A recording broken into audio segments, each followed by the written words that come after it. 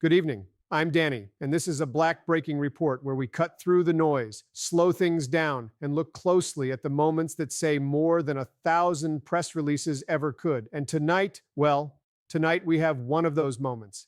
A video is blowing up online, millions of views, shared everywhere, comment sections on fire, and it shows something you don't see every day on cable news. A seasoned host completely losing it on air, laughing, genuinely laughing, while talking about Donald Trump during a serious political interview with a top-ranking congressman. Not chuckling, not smirking, laughing. The kind of laughter you try to stop, but can't. The kind that sneaks up on you because what you're reacting to is just so absurd that your brain short-circuits. So what set him off? Why did this moment strike such a nerve? And what does it say about the state of American politics right now? Stick with me. I can't think of anybody in history. Let's rewind for a second. Because, as always, the story really begins with Donald Trump himself. At a recent event, one of many, Trump once again floated an idea that has become something of a personal obsession. I can't think of anybody in history, he said, that should get the Nobel Prize more than me. Now, pause. Just let that sentence sit in the air for a moment. The Nobel Peace Prize. The same award given to figures who negotiated ceasefires, ended wars, dismantled nuclear arsenals, and helped prevent bloodshed on a global scale. And here is Donald Trump once again insisting, not joking, not riffing, not exaggerating for effect, that he is the most deserving candidate in history. You could almost hear the collective record scratch across the world. Wait, what? This wasn't just Trump thinking out loud. This wasn't off-the-cuff bravado. This was signaling. Trump has been telegraphing his desire for the Nobel Peace Prize for years now. He mentions it. He compares himself to past recipients. He brings it up whenever foreign policy comes into the conversation. And in Trump world, signaling isn't just talking. It's a demand. It's a way of telling the people around him what he expects to receive. And this time, incredibly, someone took the hint. The gesture that set off the internet. Enter María Machado. Machado, a political figure who recently received the Nobel Peace Prize, visited the White House.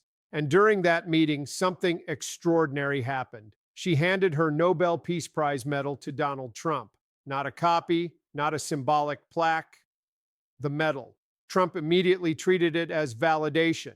He posted about it. He framed it as an honor. He described it as a wonderful gesture of mutual respect. And just like that, the internet exploded. Because this wasn't humility, this wasn't diplomacy. This was something else entirely. Former Republican strategist Ana Navarro was one of the first to say out loud what many people were already thinking. She didn't mince words. Someone who attacks his own citizens in the streets of his own country, she said, will never, ever get close to the Nobel Peace Prize.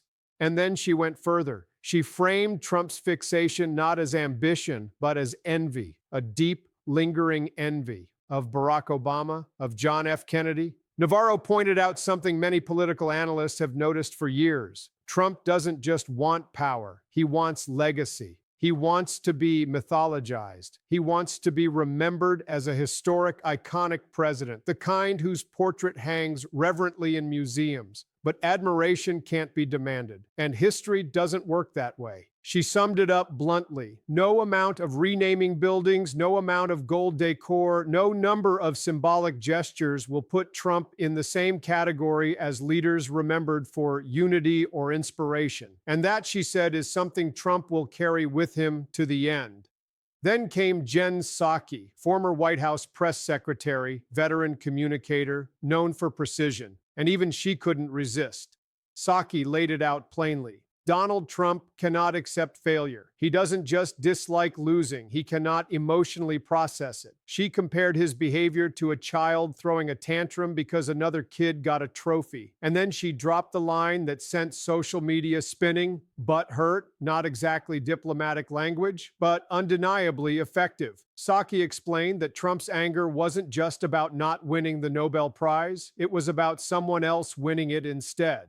According to reporting, Trump had been openly upset that Machado received the prize. He reportedly refused to endorse her politically because of it. He allegedly saw the award not as recognition of her work, but as something that should have been his. And when she handed him the medal, it wasn't flattery, it was leverage. Think about that dynamic for a moment. A world leader so fixated on recognition that another political figure feels compelled to give away one of the highest honors on earth just to secure political support. That's not strength, that's vulnerability. And it's exactly that vulnerability that set the stage for what happened next on live television. On MSNBC, host Chris Hayes was interviewing Congressman Jamie Raskin when the topic came up. Hayes began recounting the story, the reporting, the rumors, the meeting, the medal. And as he spoke, something happened. He cracked. Not dramatically, not performatively, but genuinely. He laughed. He tried to keep going. He paused. He shook his head. He laughed again, and Raskin joined in, because sometimes there's no other response to absurdity than laughter. Hayes summed it up perfectly with a metaphor that instantly went viral. If somebody gives him a Super Bowl ring, Hayes said, he'll be convinced he was the greatest football player who ever lived. That was it. That was the line. What made the moment so powerful wasn't just the humor. It was the recognition. Here were two serious people discussing serious issues, suddenly confronted with something so nakedly ridiculous that professionalism briefly lost the battle. And viewers loved it, not because it was cruel, but because it was honest. Laughter in this case wasn't mockery. It was disbelief. Congressman Raskin followed up with something more somber. He talked about how people around Trump tiptoe, how no one in his immediate orbit wants to be the one to say, the emperor has no clothes. So instead, they placate, they flatter, they appease, they hand over medals, they smile. They hope that if they give Trump what he wants, maybe, just maybe, he'll do the right thing. And that, Raskin suggested, is how the world ends up upside down. Here's where the story takes a darker turn. The same man who wants to be recognized for peace is the man accused of deepening divisions at home. The same man who wants international praise has overseen policies critics say escalated tensions, empowered aggressive enforcement, and normalized cruelty. And yet, he wants a peace prize. That contradiction is what made the laughter unavoidable, because sometimes irony becomes so thick that it turns into farce.